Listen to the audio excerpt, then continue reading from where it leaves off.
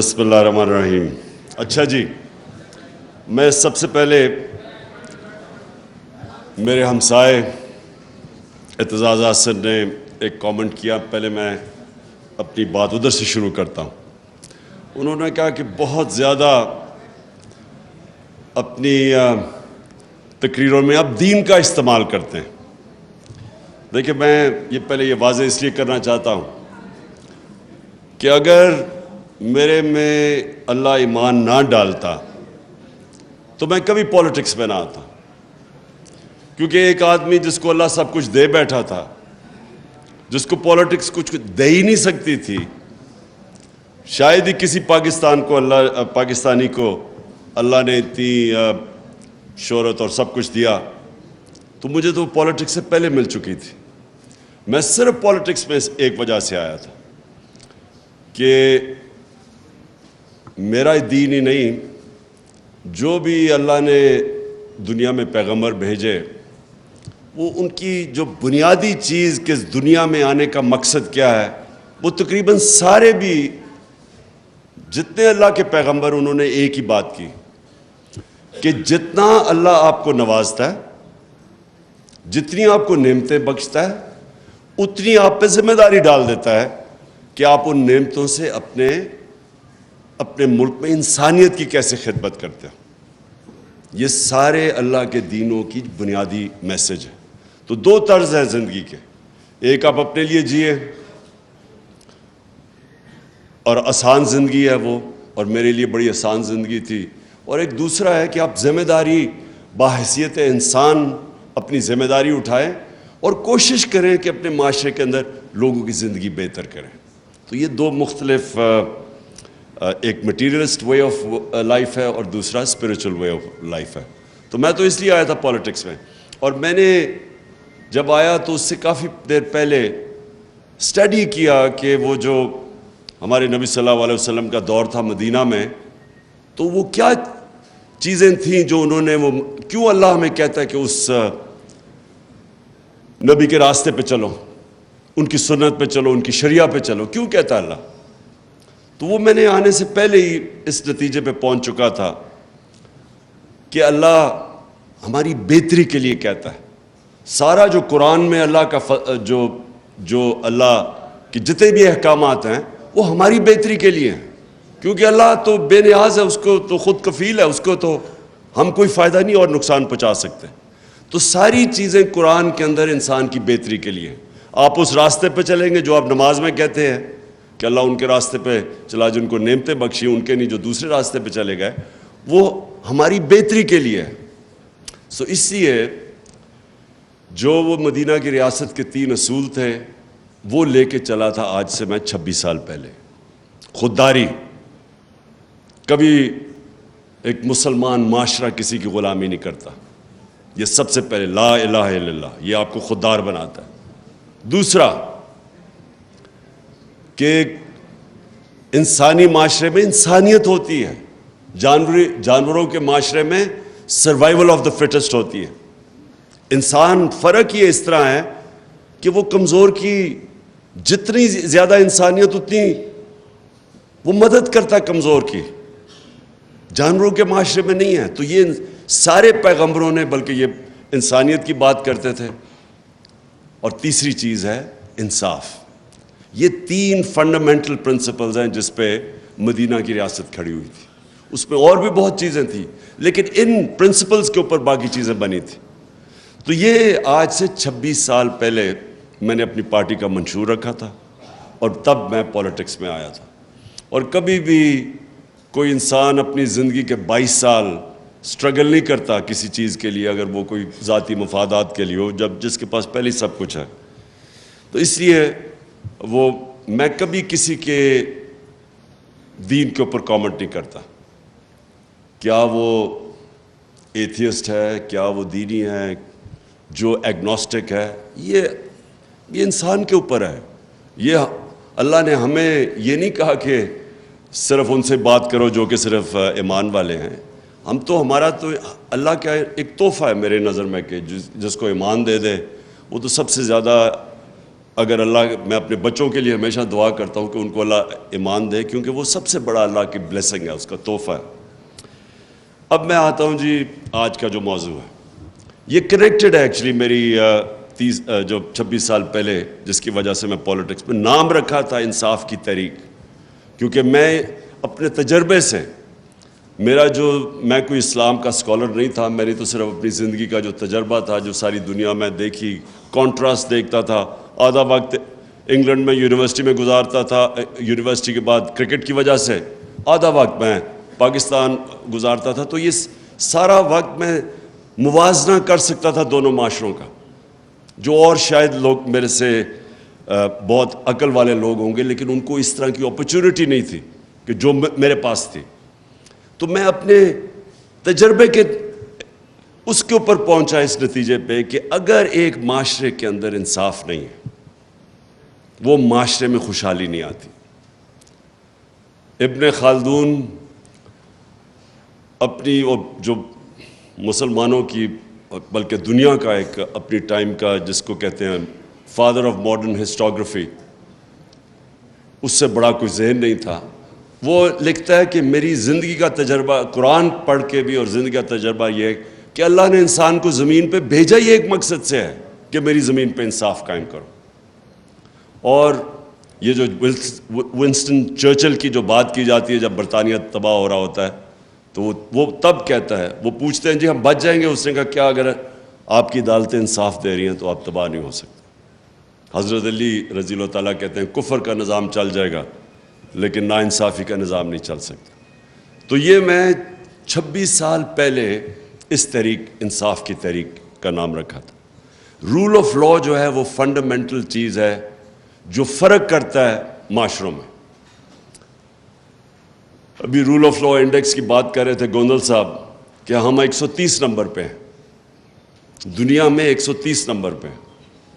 Switzerland دنیا میں number 1 پہ ہے، رول آف لا انڈیکس پہ سوئٹزرلینڈ نمبر 1 پہ ہے، ہم 130 پہ ہیں۔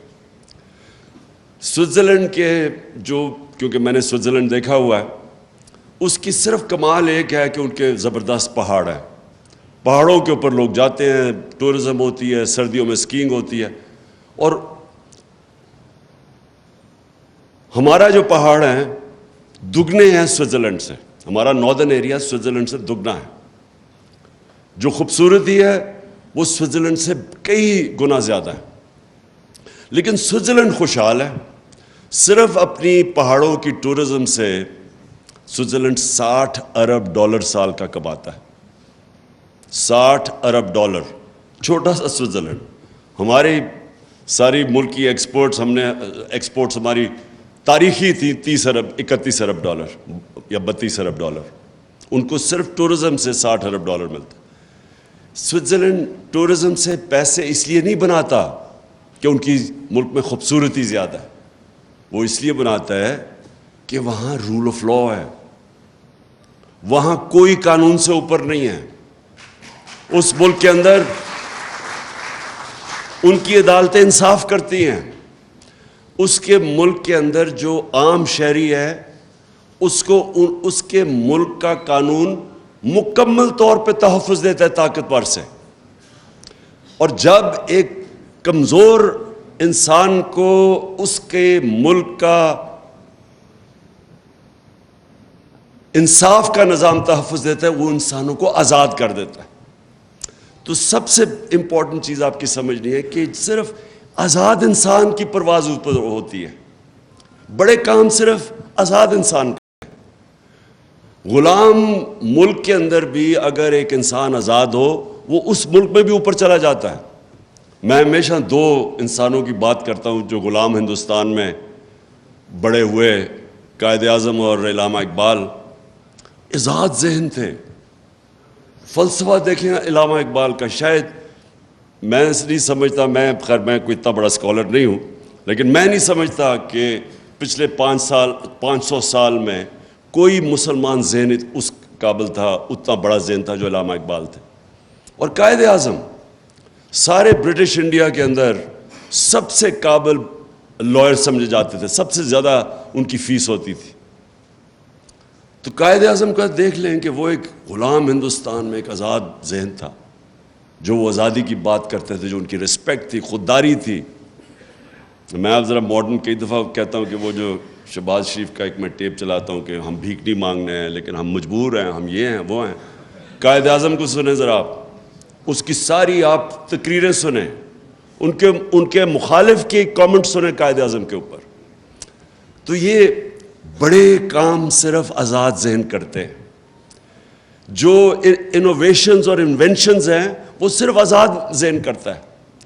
غلام ذہن صرف اچھا غلام بنتا ہے. اور سو ڈفرینٹ قسم کی آزادیاں, جو میں تحریک حقیقی آزادی کی بات کرتا ہوں, اس میں مختلف قسم کی ہے. آج ہم صرف وہ آزادی کی بات کر رہے ہیں جو کہ آزاد عدلیہ, جو رول آف لا امپلیمنٹ کرتی ہے اور جو قوم کو, لوگوں کو آزاد کرتی ہے, طاقتور کے ظلم سے آزاد کرتی ہے. یہ جو فیوڈل کلچر ہے, فیوڈل کلچر کیا ہے؟ کیوں ایک وقت ہوتا تھا کہ اوپر سے انویڈر آتا تھا, جیسے افغانستان سے گزرتا تھا سیدھا وہ پہنچتا تھا دلی تک, کوئی راستے میں اس کو رکاوٹ نہیں ہوتی تھی, کیونکہ فیوڈل سسٹم کے اندر لوگ غلام ہیں. تو ان کو فرق ہی نہیں پڑتا تھا کہ کوئی باہر آئے, کیونکہ جو اوپر آئے یا جائے. بابر کے اوپر یہ, بابر کی ایک جو پہلا مغل بادشاہ جب آیا تھا تو اس کے اوپر یہ ایک انسیڈنٹ بتایا جاتا ہے کہ وہ جب آیا تو اس نے ایک چھوٹی سی پہلے ریڈ کیا, فتح کرنے سے پہلے اس نے ایک ریڈ کی پانی پت سے پہلے سیالکوٹ کے پاس. تو کہتا ہے ایک چھوٹی سی لڑائی ہوئی, یہ جیت گئے. تو کہتا ابھی وہ شام کو بیٹھا دیکھ رہا تو تھوڑی دور, لڑائی سے تھوڑی دور ایک کسان اپنا ہل چلا رہا ہے. وہ بڑا حیران ہوتا ہے کہ یہ اس کو کوئی فرق ہی نہیں پڑا کہ کوئی باہر سے فوج ہے, یہ لڑائی ہوئی ہے. وہ کسان کو بلاتا ہے شام کو, کہتا ہے تم بڑے دلیر آدمی ہو گئے کہ تمہیں فرق ہی نہیں پڑا کہ باہر سے کوئی فوج آئی ہے, لڑائی. وہ کہتا ہے میرا کسان, میرا حل چلتا رہا, مجھے کیا فرق پڑتا ہے کون آئے کون جائے, کیونکہ وہ تو آزاد ہی نہیں تھا.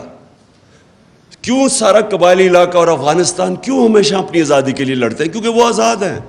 ان کا جو سسٹم ہے, جرگا سسٹم, وہ بیسکلی ریپرزینٹ کرتا ہے. ان کی جوری سسٹم بھی بن جاتا ہے, ان کو انصاف بھی مل جاتا ہے, اور ان کی آواز بھی ہوتی ہے, وہ پھر لوکل گورنمنٹ بھی بن جاتی ہے. تو وہ ہمیشہ لڑتے تھے. جو آتا ہے افغانستان میں وہ ہمیشہ وہ لڑنا, اپنے آزادی کے لیے لڑتے ہیں. قبائلی علاقے 80 سال انگریز کے خلاف قبائلی علاقے میں لڑتے رہے لوگ, کیونکہ ان کا سسٹم آزاد تھا. سو آزاد, جب ہم آزادی کی بات کرتے ہیں, یہ یاد رکھیں کہ فیوڈل سسٹم جس کے اندر طاقتور کے لیے قانون, کمزور کے لیے دوسرا, اس کے اندر کبھی اس معاشرے کا پوٹینشیل اوپر نہیں آتا. تو کیونکہ میں نے مغرب میں اور یہ سارے انگلینڈ, سوئٹزرلینڈ, یورپ, آسٹریلیا وغیرہ دیکھے ہوئے تھے, امریکہ, تو میں بڑی پہلے اس نتیجے پہ آ گیا تھا کہ جب تک ہمارے ملک کے اندر ہمارا انصاف کا نظام نہیں ٹھیک ہوتا, جو اللہ نے اتنی نعمتیں بخشی ہیں پاکستان کو, ہمیں خود بھی نہیں اندازہ, مجھے بھی پوری طرح اندازہ نہیں تھا جب تک میں 3.5 سال پرائم منسٹر نہیں بنا, کہ اللہ نے ہر قسم کی اس ملک میں ہر قسم کی نعمتیں بخشی ہیں. کسی ایک بھی ہم اٹھا لیں تو ہم اوپر جا سکتے ہیں. اور تو چھوڑے, جو منرلز ہیں پاکستان میں, مدنیات ہیں, ہم صرف اسی پہ کانسنٹریٹ کر رہے ہیں, وہی پاکستان کو اٹھا سکتے. ٹورزم پہ کانسنٹریٹ کر, وہاں اٹھ سکتا ہے. ایگریکلچر کے اوپر ہمارا جو زراعت ہے, اس میں ہم صرف ماڈرن ٹیکنیکس ہی لے آئیں, اسی میں ملک اٹھ سکتا ہے. انڈسٹری میں ہمارا انیشیٹو ہے, باہر پروفیشنلز بیٹھے ہوئے ہیں, ہمارا 1 کروڑ پاکستانی باہر بیٹھے ہیں, جن میں ٹاپ کلاس پروفیشنلز ہیں, انٹرپرینرز ہیں, پروفیسرز ہیں, ہر قسم کا ایکسپرٹ باہر بیٹھا ہوا ہے. لیکن ہمارے ملک میں رول آف لا نہیں ہے. ہمارا جو سب سے بڑا, یہ لوگ مجھے کہتے ہیں نا, یہ جو گورنمنٹ آئی کہ جی ابھی اس سعودی عربیہ نے پیسے دے دیے, اس نے UAE نے پیسے دے دیے, وہ اب سنی جی چائنا پہ, یہ کینسر کا علاج ڈسپلن سے ہو رہا ہے. قرضوں کی کیسر پھیلتی جا رہی ہے. جب تک کہ اس ملک میں انویسٹمنٹ نہیں آتی, ہم اس ملک میں ڈالرز نہیں آتے. ہم نے 2 طرح تو ڈالرز ریکارڈ منگوائے تھے, ایکسپورٹس ہماری ریکارڈ تھی, ریمیٹنسز ریکارڈ تھی, لیکن جو انویسٹمنٹ تھی جس سے اصل میں پاکستان اٹھ رہا ہے, اس کے سب سے بڑی رکاوٹ اس کے سامنے رول آف لا نہیں ہونے کی ہے, کانٹریکٹ انفورسمنٹ نہیں ہے. بڑے بڑے انویسٹر ڈرتے ہیں جو میس لیول پہ جو آپ کے اوورسیز انویسٹرز ہیں جو کہ چھوٹی چھوٹی انویسٹمنٹ کر سکتے ہیں, 1 کروڑ میں سے 20 لاکھ پاکستانی انویسٹمنٹ کر دیں, 1 کروڑ میں سے 20 لاکھ بھی انویسٹ کر دیں, پاکستان کو کوئی کسی سے پیسے لینے کی ضرورت نہیں, کوئی IMF کے پاس جانے کی ضرورت نہیں. تو پوچھے وہ انویسٹ کیوں نہیں کرتے؟ سب سے بڑا ان کا پرابلم یہ ہے کہ جہاں جیسے ہی وہ پھنستے ہیں عدالتوں میں, ان کو کوئی اعتماد نہیں ہے کہ ہمیں انصاف ملے گا, ہماری انویسٹمنٹ بچے گی. میں سارا وقت, کیونکہ میں اوورسیز پاکستانی سے پیسے اکٹھے کرتا تھا شوکت خانم کے لیے, پھر تحریک انصاف کے لیے, تو مجھے ہمیشہ یہ کہا کرتے تھے کہ ہم جب پلاٹ بھی لیتے ہیں تو اس کے اوپر قبضہ ہو جاتا ہے. کون فیکٹری لگائے گا, کون بزنس شروع کرے گا؟ وہ دبئی میں جا کے بزنس کرنا شروع کر دیتے ہیں, یہاں بزنس نہیں کرتے. کیونکہ جب ایک پلاٹ کے اوپر, پلاٹ سے زیادہ سیف چیز کیا ہے, اس کے اوپر ان کو مصیبت پڑ جاتی ہے کہ اس کے اوپر قبضے ہو جاتے ہیں, عدالتوں کے وہ چکر لگاتے ہیں. کوئی طاقتور آ کے قبضہ گروپ آ کے, اچھا قبضے گروپ بھی سمجھ گئے ہیں کہ اوورسیز پاکستانیوں کی کون سا پراپرٹی ہے, وہ بیچارے خرید کے واپس جاتے ہیں, پیچھے سے قبضہ ہو جاتا ہے. تو جب آپ ایک سیف انویسٹمنٹ پلاٹ کے اوپر بھی آپ لوگوں کے قانون کے اوپر اعتماد نہیں ہوتا, تو کیسے انویسٹمنٹ آ سکتی ہے جو کہ اس ملک میں اتنی آ سکتی ہے؟ کیونکہ جو اوورسیز پاکستانیز کے پاس جس وقت جو ان کے پاس ڈالرز پڑے ہوئے ہیں, جتنا پاکستان کا قرضہ ہے اس سارے قرضے سے زیادہ ڈالرز باہر پڑے ہوئے ہیں اوورسیز پاکستانی کے. اور میں ان کی بات نہیں کر رہا جو انہوں نے چوری کر کے پیسہ باہر لے کے گئے یہاں کے ڈالرز, میں بات کر رہا ہوں جو انہوں نے باہر کمائی کی تھی جو پاکستان آ سکتا ہے.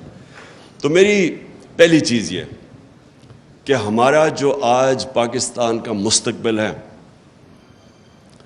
فیوچر جس طرف ہم جا رہے ہیں, یہ لازم ہے کہ اگر ہم رول آف لا اس ملک میں نہیں اسٹیبلش کرتے, ہم کبھی بھی اس ملک کو اس دلدل سے نہیں نکال سکتے.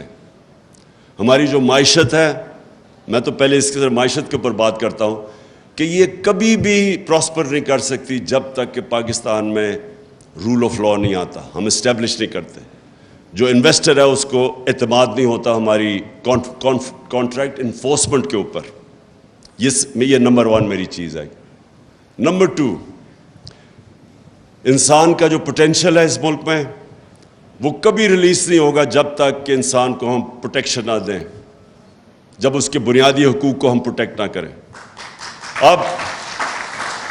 آپ کے سامنے یہ کلاسک کیس ہے, شہباز گل کا یہ کلاسک کیس آپ کے سامنے ہے. ایک آدمی کو اغوا کیا جاتا ہے, اس کو پکڑ کے سب کے, وہ تصویر ہے کہ آئے ہیں لوگ گاڑی میں, کوئی وارنٹ نہیں دکھائی جاتی, وہ کوئی مفرور نہیں تھا, کوئی بھاگ نہیں رہا تھا. کہیں بھی جا کے آتے اس کو وارنٹ دکھاتے, جی یہ آپ کے اوپر چارجز ہیں, اس کو لے جاتے. اغوا کر کے لے کے گیا, پتہ ہی نہیں پہلے ہمیں چلا وہ گیا کدھر ہے. ادھر انہوں نے اس کو تشدد کیا, اس کے اوپر ننگا کر کے اس کو مارا, اور اس کی پھر تکلیف میں اس کی تصویریں بنائیں ننگا کر کے. تو یہ تو پہلے تو یہ ذرا سن لیں کہ یہ کس مہذب معاشرہ جس کے اندر قانون ہوتا ہے وہاں اس کی اجازت ہے. کوئی مجھے معاشرہ بتا دے دنیا میں کہ وہ اجازت دیتا ہے یہ کرنے کے لیے. تو پہلے تو اس کو مارتے ہیں, اس کے بعد پتہ چلتا ہے جی اچھا 2 دن کے بعد پتہ چلتا ہے جی اس نے وہ بہت بڑا کوئی غداری کر دیا ملک کے ساتھ. اچھا میں اب یہ اپنا کہوں کہ مجھے پتہ ہی نہیں تھا شروع میں کیا ہوا. مجھے اس کی صرف ایک میسج آئی کہ کال آئی کہ جی میں نے کوئی ٹی وی کا انٹرویو دیا, اس میں تھوڑی سی کنٹروورسی ہے. میں نے کہا کیا کہ جی میں نے کہا تھا کہ کوئی ان لافل کمانڈ نہ سنو, بس یہ میری آخری بات ہوئی ہے اس سے. میں نے کہا اچھا ان لافل وہ تو سب کہتے رہتے ہیں. بعد میں پتہ چلا اس نے وہ جو ایڈ کر دیا جی گورنمنٹ آفیسز. اس کے بعد میں پتہ چلا کہ اصل میں تو یہ وہ اصغر خان کا کیس تھا, اس کے اندر عدالت ہی وہی باتیں کر رہی ہے. یعنی وہ کوئی اتنا بڑا جرم نہیں تھا کہ اس کو اس طرح پہلے اغوا کرو پھر مارو, اس سے پھر پتہ نہیں کیا. اور اس کو جو حال تھا مجھے تو بعد میں وکیلوں نے بتایا کہ اس کا وہ مینٹلی ٹوٹل شیٹر کر دیا انہوں نے اس کو. تو کیا کیا ہوگا کہ اس کو بالکل ہی مینٹلی اس ایک آدمی کو, اچھا وہ چلے یا تو ہونا وہ کوئی اس طرح کا جو جیل سے اندر باہر جاتا ہو, وہ تو تکڑے ہوتے ہیں لوگ. وہ پروفیسر وہاں کا, وہ امریکن یونیورسٹی کے اندر وہ لیکچر دے رہا ہے, اس کو یہ جب ٹریٹمنٹ کی گئی تو اس کا اوپر جو ذہنی طور پہ گزرا ہوگا, میں بھی حیران کہ سوچیں اس کی فیملی ہوگی, اس کی وائف ہوگی, وہ کیا سوچ, اس کی تصویریں دیکھ رہی ہیں, وہ کیا سوچتی ہوں گی, اس کے رشتہ دار, اس کے بھائی, اس کے فادر ان لا میرے پاس آئے, وہ سارے اس کو دیکھ کے ایک آدمی کو اس طرح بریک کرنا. اور جو کر رہے تھے ان کو کوئی خوف نہیں تھا قانون سے, ان کو کوئی فکر نہیں تھی کہ ان کا کوئی احتساب ہوگا, کوئی قانون ان کو انصاف کے کٹہرے میں کھڑا کیا جائے گا, کوئی فکر نہیں تھی ان کو. ظلم کرتے ہیں, پولیس سے پوچھتے ہیں, بعد میں پولیس کہتے جی ہم نے تو نہیں کچھ کیا. تو پھر کس نے کیا؟ کون تھا اس کے پیچھے؟ جو بھی پیچھے تھا وہ اپنے آپ کو قانون سے اوپر سمجھتا ہے. وہ سمجھتا تھا کہ پاکستان کا قانون میرے اوپر نہیں لاگو ہوتا. اور یہ ہے المیہ ہمارا. اور پھر وہ خاتون میجسٹریٹ, وہ بڑا جی عمران خان کو دہشت گرد بنا دیا مجھے, کہ وہ میں نے اس کو کہہ دیا ہے کہ جب خاتون میجسٹریٹ کے پاس آیا, جب اس کو پتا تھا تشدد ہے, آج ثابت ہوا ہے کہ اس کے اوپر تشدد ہوا ہے, عدالت میں اس کی رپورٹ دی گئی ہے کہ اس کے اوپر تشدد ہوا ہے, اس نے پھر اس کو پولیس کے پاس ریمانڈ پہ بھیج دیا. یعنی کوئی چیک کرنا چاہیے. اور کیا ان کی کوئی اکاؤنٹیبلٹی نہیں ہے کہ ایک آدمی دیکھ رہے ہیں تصویریں اس کی, دیکھ رہے ہیں وہ پبلک میں بالکل مینٹلی بریک ہوا ہے, اس کو پھر پکڑ کے واپس بھیج دیا اسی پولیس کے پاس, اور چیک بھی نہیں کیا کہ اس کے اوپر تشدد ہوا ہے یا نہیں. اور پھر یہ جو آئی جی اور ڈی آئی جی ہے, کون ذمہ دار ہے کہ ایک آدمی کو آپ نے غیر قانونی طور پہ اٹھا کے تشدد کیا؟ کدھر یہ اجازت دیتا ہے؟ اور اس کے اوپر اچھا میں کہہ رہا ہوں کہ قانونی کارروائی کریں گے, وہ کہتے جی دہشت گرد ہے. سوچ لے کہ اچھا پہلے وہ غلط کام کر رہے ہیں, ان کے غلط کام کرنے کے لیے ہم کہہ رہے ہیں قانونی کارروائی کریں گے, اور وہ اوپر سے دہشت گردی کا پرچہ کروا دیتے ہیں میرے اوپر, اور جناب وارنٹ نکال دیتے ہیں. یہ ساری چیزیں کیا شو کرتا ہے کہ ہمارے ملک میں قانون کی حکمرانی نہیں, طاقت کی حکمرانی ہے. جو طاقتور ہے وہ قانون سے اوپر ہے, جو کمزور ہے اس کی حفاظت نہیں کرتا قانون. اس لیے یہ بڑا امپورٹنٹ ہے کہ ہم اپنے ملک میں جد و جہد کریں. یہ پاکستان کی فیوچر کی جنگ ہے. یہ جو آپ انصاف کی جو تحریک ہے اس ملک میں رول آف لا قائم کرنے کے لیے, یہ ملک کا فیوچر ہے. یا ایک طرف یا ملک ادھر جائے گا اور یا دوسری طرف تباہی کی طرف جائے گا. اگر اسی طرح اس ملک کے اندر قانون کی حکمرانی نہ ہوئی, میں آپ کو کہتا ہوں کہ کوئی طریقہ ہی نہیں ہے کہ ہم یہ معاشی تباہی سے بچ سکتے ہیں. کوئی کسی کے پاس آنسر نہیں ہے. وہ بڑا سنا تھا جی, بہت بڑا جینیس تھا شہباز شریف. لوگوں نے ریئلائز نہیں کیا کہ اشتہاروں کے اندر ہی وہ جینیس تھا. ساری ترقی اشتہاروں میں تھی. جب سے وہ آیا, مجھے یہ بتا دے کہ ان کے پاس کون سا روڈ میپ ہے. یہ جو ہم قرضے لیتے جا رہے ہیں, گروتھ ریٹ کم ہوتی جا رہی ہے, انڈسٹری سکڑتی جا رہی ہے, کسانوں کے پاس اتنی زیادہ مہنگائی کر دی ہے, بجلی کی دگنی قیمت کر دی ہے بجلی کی. کسانوں کے پاس ٹیوب ویل چلانے کے پیسے بل آ رہے ہیں. عام بیچارہ مڈل کلاس سفید پوش, برے حالات ہیں لوگوں کے. تو اکانومی سکڑ رہی ہے, قرضے بڑھتے جا رہے ہیں. تو ہمارے پاس کدھر سے ویلتھ کریشن ہوگی کہ ہم یہ قرضے واپس کریں؟ کدھر سے دولت میں اضافہ ہوگا؟ کہ اگر آپ کی انڈسٹری بھی بند ہو رہی ہے, بے روزگاری بھی بڑھ رہی ہے, ایکسپورٹس گر رہی ہیں, باہر سے جو دولت ریمیٹنسز آنی تھی ان کی وہ ڈراپ ہو گئی ہیں, تو کدھر سے پاکستان کے پاس پیسہ آئے گا یہ قرضے یہ جو لے رہے ہیں اور قرضے؟ کوئی ہمارے پاس راستہ نہیں کہ اگر ہم نے اس ملک کو معاشی طور پہ ٹھیک کرنا ہے تو یہ ایک بڑی یہ ساری اوور آل پکچر کے اندر جس کے اندر قانون کی حکمرانی آنی پڑے گی, جس کی وجہ سے انویسٹر آئے گا پاکستان میں. اور پھر نہ ہی ڈیموکریسی آ سکتی ہے. ڈیموکریسی اور رول آف لا ساتھ ساتھ چلتے ہیں. آپ اگر الیکشن کروا دیں ایک ملک کے اندر جدھر رول آف لا نہیں ہے، جمہوریت آ ہی نہیں سکتی. جو طاقتور ہے، جس کے پاس پیسہ ہے، جس کے پاس 2 نمبر پیسہ، وہ اوپر آ جائے گا. کیسے مقابلہ کرے گا ایک آدمی؟ پڑھے لکھے لوگ کیسے مقابلہ کریں گے اس کا جس کے پاس مسل بھی ہے، اس کے پاس جو سندھ کے اندر، آج مجھے بتائیں سندھ کے اندر کون سی جمہوریت ہے؟ جو ان کے یہ پیپلز پارٹی کے خلاف کھڑا ہوتا ہے، 15% لوکل گورنمنٹ میں لوگ کھڑے ہی نہیں ہوئے کیونکہ ان کے اوپر کیسز کر کے FIR کر کے ان کو ان اپوز جتا دیا 15% کو. باقیوں کے پاس جو الیکشن لڑنے جاتا ہے وہاں اس کے اوپر FIR کٹ جاتی ہے. میرے اوپر 16 FIR کاٹ دی ہے. وہ تو چھوڑے، اب دہشت گردی کا کیس کر دیا ہے. تو بیچارے عام لوگوں کا کیا ہوتا ہوگا؟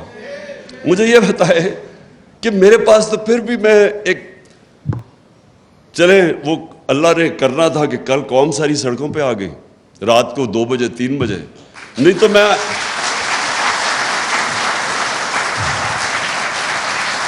لیکن میں یہی سوچ رہا تھا کہ میں اگر عام ایک شہری پاکستانی ہوتا، میں شہباز گل ہوتا، تو ابھی تک انہوں نے مجھے اٹھا کے وہ جیل میں جا کے اسی طرح پھینٹا لگانا تھا جو اس بیچارے سے کیا. اور کس سے نہیں. ایک اوہو ایک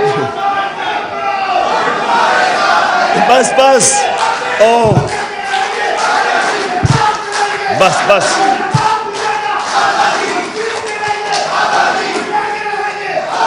بس ایک منٹ بس کرو، سن لو. میں صرف آپ کو یہ میرا مقصد آپ کو سمجھانے کا ہے کہ ایک عام آدمی پاکستان میں جس دن ہمارا قانون اس کو تحفظ دے گا کہ پہلے تو ڈریں گے لوگ اس طرح کا پرچہ کرنے کے لیے. جو ایسا پرچہ کرے گا دہشت گردی کا، اس کے اوپر سوالات پہلے عدالت پوچھے گی کہ تمہاری جرت کیسے پڑی، کیوں نہیں اس طرح ہوتا. میں برطانیہ میں کتنے 20-30 سال دیکھا، کیوں کسی کے اوپر اس طرح نہیں ہوتا؟ کیونکہ وہاں کی عدالتیں تکڑی ہیں. وہ طاقتور کے بوجھ لیتی ہیں، کھڑی ہو جاتی ہیں انصاف کے لیے. جرت نہیں ہوتی گورنمنٹ کی اس طرح کی چیزیں کرنی. وہاں کوئی بھی طاقتور، وہاں کوئی اسٹیبلشمنٹ کی جرت نہیں ہوتی کہ لوگوں کے حقوق کے اوپر اس طرح ان کو اسائیڈ کر کے، ان کو سیٹ اسائیڈ کر کے ان کے اوپر کرے جو شہباز گل سے ہوا ہے. اور کتنے شہباز گل ہیں پاکستان میں جن کی طاقت نہیں، ان سے آپ یہ کریں. اور جو تھوڑا سا طاقتور فضل الرحمان ٹائپ کہے کہ میں 10,000 لوگ ہی لاؤں گا، اس کو آپ ہاتھ ہی نہ لگائیں، وہ جو مرضی کہتے. میرا پوائنٹ یہ ہے کہ جمہوریت تب آتی ہے جب ایک لیول پلینگ فیلڈ ہوتی ہے. Level playing field rule of law آتا ہے اس ملک کی عدالتوں سے. جب عدالتیں انفورس کرتی ہیں رول آف لا، وہ الیکشنز میں حقیقی جمہوریت آتی ہے. اگر آپ کے رول آف لا نہیں ہے، آپ الیکشنز کروائیں گے تو اس طرح کے کرمنلز اسمبلی میں آتے ہیں. میرے دوست اعتزاز، میرے ہمسائے اعتزاز حسن ایک اور بات کی کہ مجھے مفاہمت کرنی چاہیے. آصف زرداری کا انہوں نے نام لیا. میں اب اس کا جواب صرف اس طرح دینا چاہتا ہوں کہ دیکھیں، آپ سیرت نبی پڑھیں، ہمارے نبی صلی اللہ علیہ وسلم کی زندگی پڑھیں. کوئی دنیا کی تاریخ میں ان سے عظیم انسان نہیں آیا، نہ آ سکتا. لیکن ان سے یہ بھی یاد رکھیں، ان سے زیادہ رحم دل انسان کوئی نہیں تھا. رحمت للعالمین تھے، سارے انسانوں کے لیے، مسلمانوں کے لیے نہیں، انسانوں کے لیے رحمت بن کے آئے تھے. لیکن فتح مکہ کے بعد سب کو معاف کر دیا. وہ لوگ جنہوں نے ان کے اوپر ظلم کیا تھا، لیکن جب ان کو کوئی کہا کہ جناب قریش کی ایک لڑکی نے چوری کی ہے تو اس کو آپ ذرا نظر ثانی کریں، تو انہوں نے تب کہا دو چیزیں کہیں میں یہ چاہتا ہوں کہ یہ جب مجھے بار بار کہتے ہیں جی ان سے آپ میں تکبر بڑا ہے, آپ ان سے مفاہمت کر لیں, آپ انڈرسٹینڈنگ کر لیں, میں ہمیشہ یہ آپ بتاتا ہوں کہ جو رحمت للعالمین تھے انہوں نے ہر چیز پہ نظریے کے اوپر, کافر کے خلاف نظریہ فرق تھا ان کا, ان کے اوپر ظلم ہوئے تھے, انہوں نے وہ بھی معاف کر دیے. لیکن جب ان کو کہا کہ کرپشن یا چوری کے اوپر قریش کی لڑکی کو معاف کرو تو انہوں نے کہا کہ بڑی قومیں تمہارے سے پہلے تباہ ہوئیں, جب بڑا چوری کرتا تھا اس کو چھوڑ دیتے تھے, چھوٹے چور کو پکڑتے تھے. دیکھیں, اور کہا کہ میری بیٹی بھی چوری کرے گی تو اس کو سزا ملے گی. یہ کیوں کہا انہوں نے؟ کیونکہ جب ایک معاشرے کے اندر آپ چوری کو, کرپشن کو ایکسیپٹیبل بنا دیتے ہیں, آپ معاشرہ ختم کر دیتے ہیں. معاشرے کی بنیاد رکھی جاتی ہے قرآن کی آیت میں, امر بالمعروف, تم اچھائی کے ساتھ کھڑے ہوتے اور برائی کے خلاف جہاد کرتے ہو. معاشرہ لڑتا ہے کرپشن کے اگینسٹ. میں یہ کہہ کے لوگوں کو تھک گیا ہوں. آپ اگر ایک بڑے بڑے چور وہ نیب جا رہے ہیں تو آپ پھول پھینک رہے ہیں اس کے اوپر, تو آپ کیا میسج دے رہے ہیں اپنی یوتھ کو, اپنی عوام کو؟ آپ کیا میسج دے رہے ہیں کہ چوری بری چیز ہی نہیں ہے. مجھے کہہ رہی ہے وہ ہمارے صحافیوں نے کہا کہ دیکھیں اب عمران خان کو بھی اب وہ انہوں نے تقریر کرنے سے منع کر دیا تو نواز شریف کو بھی کر دیا. نواز شریف کو پاکستان کے سپریم کورٹ نے 2 سال کی تفتیش کے بعد, جب اس کی کرونا جو پینما پیپرز کے اندر پراپرٹیز اربوں روپے کی پکڑی گئی, اس کے اوپر تفتیش کے بعد اس کو ڈسکوالیفائی کیا اور سزا دی. مجھے کس چیز پہ کہہ رہے ہیں کہ جی آپ نے وہ میجسٹریٹ کو کہہ دیا کہ وہ اس کے اوپر قانونی کارروائی ہونی چاہیے, اور آئی جی اور ڈی آئی جی اس کے اوپر کہہ رہے ہیں میرا بند کر دیا, اور وہ ایک ہی ہے.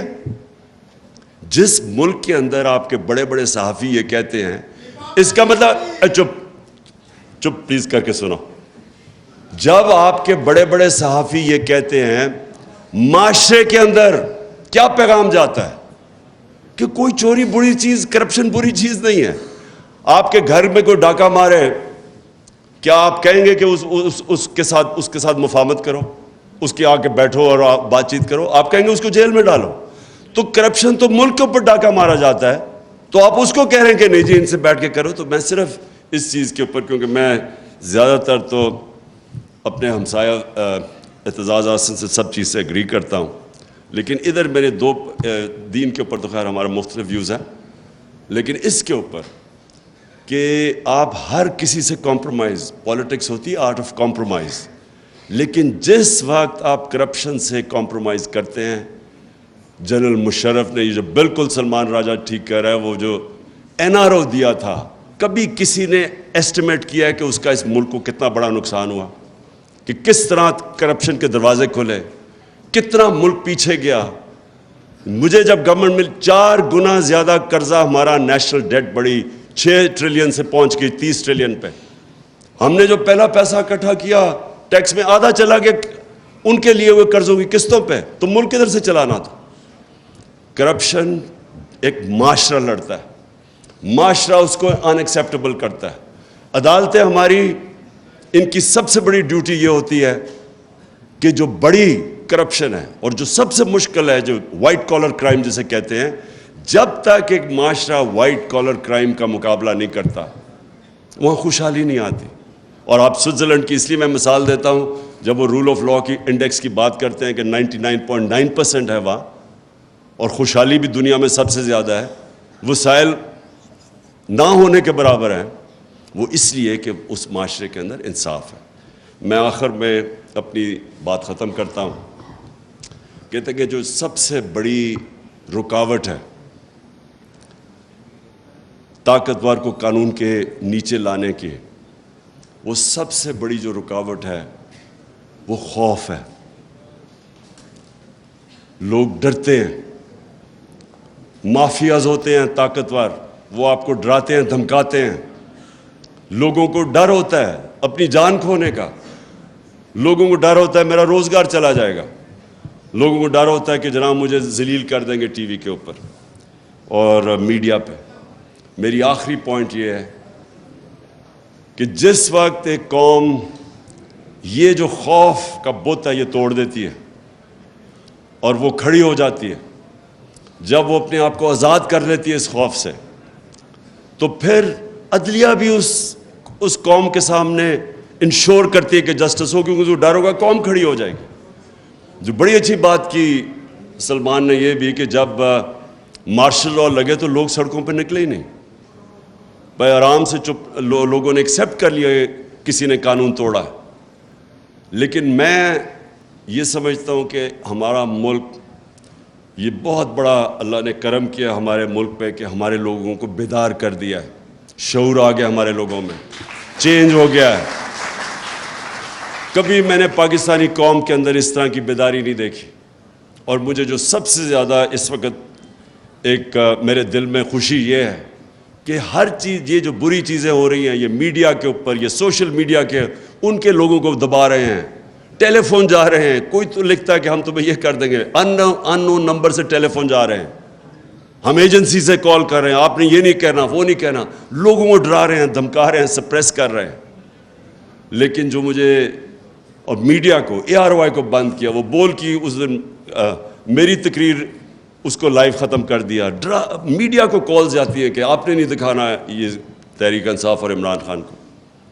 لیکن اس ساری چیزوں میں جو سب سے خوشائن چیز ہے ہمارے ملک میں کہ ہمارے لوگ وہ ادھر پہنچ گئے کہ میں اب پورا, مجھے میرا ایمان ہے کہ یہ جو شعور کا, میں یہ ورڈ یوز کرتا ہوں شعور کا, اور یہ جو بیداری کا جو جن ہے جو بوتل سے نکل چکا ہے, جو مرضی اب کوئی کر لے, یہ اب بوتل میں واپس جانے نہیں لگا.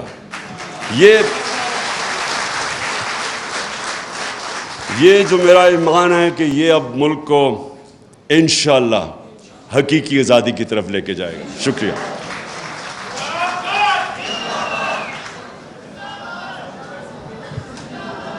سب کا شکریہ. چائے تیار ہے.